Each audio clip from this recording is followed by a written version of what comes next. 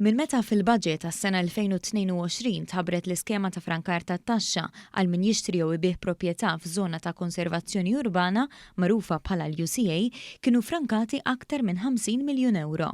Din l-informazzjoni ħarġet fis-storja fil-faċċata tal-Gazzetta It-Torċa li deskrivet din l-iskema bħala waħda minn diversi li kienet maħsuba biex tiddirezzjona u tħeġġeġ lin-nies jixtru proprjetajiet antiki u jerġgħu jagħtuhom il-ħajja.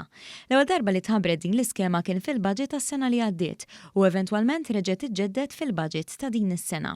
It-taxxa jifrankawha daw kollha li jixtru proprjetà ta' dan it-tip sa 750,000 euro. Li frankar ta' 50 miljun euro f'taxxa tal-bol fuq proprjetajiet li jinsabu f'żona ta' konservazzjoni urbana ma jinkludux lotjiet li qed jingħataw lil dawk li jixtru l-ewwel proprjetà tagħhom u jixtru proprjetà simili. F'Malta min jixtri l-ewwel proprjetà tiegħu jingħata 15,000 euro biex ikun mejjun jekk jagħmel għażla ta' dan it-tip, filwaqt li f'Għawdex first time buyer jingħata 30,000 euro. Dan huwa parti mill-isforz tal-Gvern biex jiġu riġenerati l-irħula. Aparti dan, dawk li għandhom proprjetajiet ta' dan it-tip jingħataw qotja fuq il-valur imħallas tal-VAT sa massimu ta' 54,000 euro għal fuq l-ewwel 300,000 euro fi spejjeż ta' restawr. Minn żmien għal żmien jitħabbru wkoll skemi oħra bħal ir-Restawra Darek tal-Awtorità tal-Ippjanar.